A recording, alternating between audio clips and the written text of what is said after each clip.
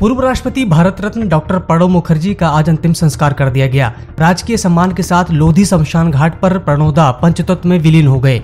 इससे पहले उनके पार्थिव शरीर को आर्मी हॉस्पिटल से 10 राजाजी मार्ग स्थित उनकी सरकारी आवास में लाया गया।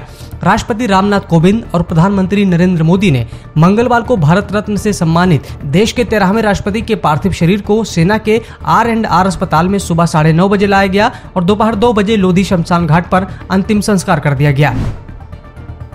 भारतीय सेना ने लाइन ऑफ एक्चुअल कंट्रोल यानी कि LAC पर चीनी साजिश को नाकाम करने के साथ ही ब्लैक टॉप पोस्ट पर कब्जा कर लिया है। 29-30 अगस्त की रात को चीनी सेना ने घुसपैठ की कोशिश की थी, जिसका जवाब देते हुए भारतीय सेना ने न सिर्फ ब्लैक टॉप पोस्ट पर कब्जा किया बल्कि चीनी सेना के कैमरे और सर्विलांस उपकरण को हटा दिया है। दरअसल चीनी सेना पीपल्स लिबरेशन आर्मी यानी कि PLA ने पेंगोंग झील के दक्षिण किनारे पर स्थित ब्लैक टॉप पोस्ट पर कैमरा और सर्विलांस सिस्टम लगाया था। इस पोस्ट पर भारतीय सेना ने कब्जा कर लिया है और कैमरे व सर्विलांस उखाड़कर फेंक दिया है।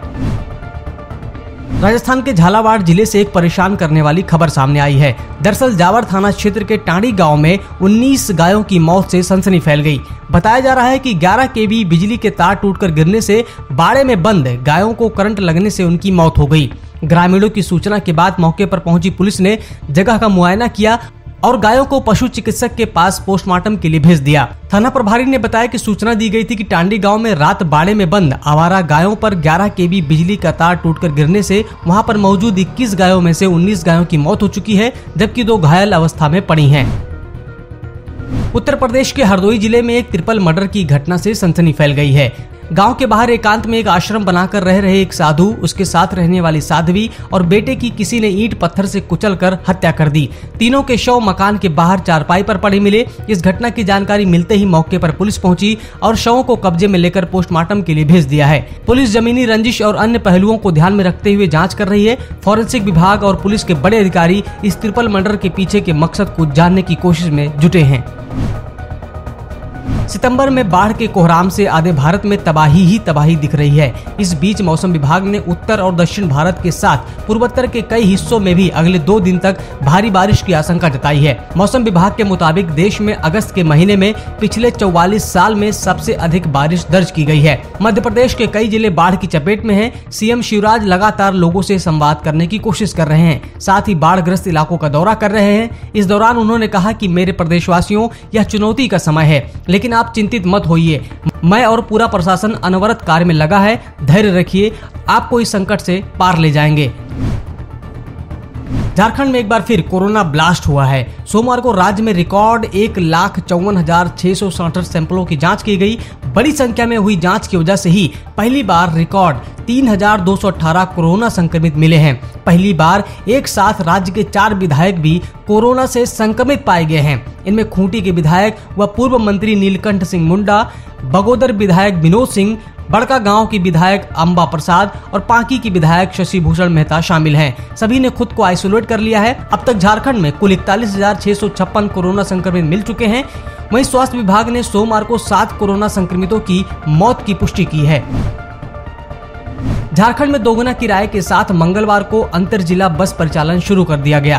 परिवहन विभाग ने संचालकों को नई गाइडलाइन के साथ बस चलाने की मंजूरी दे दी है। हालांकि यात्रियों को सफर करने के लिए दोगुना किराया देना होगा।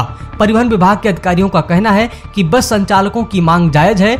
जब आधी क्षमता के साथ बसें चलेंगी तो 2 सीटों का भाड़ा लेना अनुचित नहीं होगा। इसीलिए विभाग संचालकों की बातों से सहमत है। उधर यात्री संघ ने भाड़ा मामले में विभाग से हस्तक्षेप करने की मांग की है।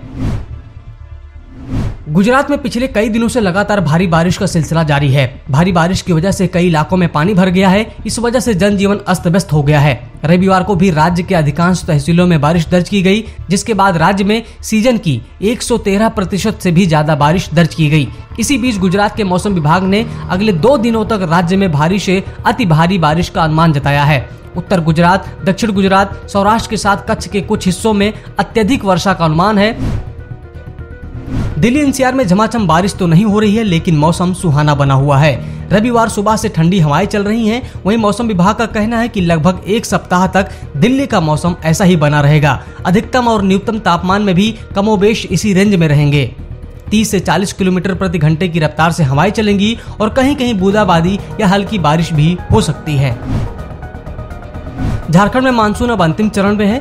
अगस्त में सामान्य से 8% कम बारिश दर्ज की गई है, पर मौसम वैज्ञानिक इसे सामान्य मानते हैं। झारखंड में 31 अगस्त तक 7 जिलों में सामान्य से कम बारिश, 17 जिलों में सामान्य बारिश हुई है। पलामू में सबसे अधिक सामान्य से 27% अधिक, गुमला में सबसे कम 47% कम बारिश हुई है। मौसम विभाग के अनुसार 20% से कम बारिश को भी सामान्य माना जाता है। इसी आधार पर जिलों को बांटा गया है।